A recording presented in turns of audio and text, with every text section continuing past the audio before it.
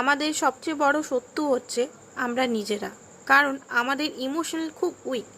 আমরা ফাইন্যান্সিক্যালি দিক থেকে স্ট্রং হতে পারি বা আমরা হেলথ ওয়াইজ স্ট্রং হতে পারি, বাট ইমোশনাল দিক থেকে আমরা কিন্তু খুবই এই ইমোশনাল উইকনেসের জন্যই আমরা কিন্তু ভালোবাসার কাছে হেরে যাই। এই ইমোশনালের জন্যই আমরা কিন্তু সঠিকভাবে বাউন্ডারি সেট আপ করতে পারি না। এই ইমোশনালের জন্যই আমরা কিন্তু বারবার আমাদের পার্টনারের কথা মতো আমরা চলি। যদি আমরা ইমোশনালি স্ট্রং হই তাহলে আমাদেরকে কেউ হারাতে পারে না। তো ইমোশনাল স্ট্রং কী করে করব? তো ফার্স্ট অফ অল আমাদের ইমোশনাল স্ট্রং হওয়ার জন্য হেলদি বাউন্ডারি আমাদের রাখতে হবে। আমাদের কোথায় কষ্ট হচ্ছে, কোথায় পেন হচ্ছে, সেই কষ্ট পেনটা আমাদের নিজেদের জানতে হবে, নিজেদের সেটাকে হিলিং করতে হবে, নিজেদের আন্ডারস্ট্যান্ড করতে হবে। অ্যান্ড আমরা এটা আমাদের মধ্যে থাকতে হবে যে আমরা ভালোবাসার জন্য কখনো বেগ করব না, ভিক্ষা নেব না। ঠিক আছে? সেকেন্ড হচ্ছে ওল্ড প্যাটার্ন, ওল্ড মেমোরি সমস্ত কিছু আমাদের ডিলিট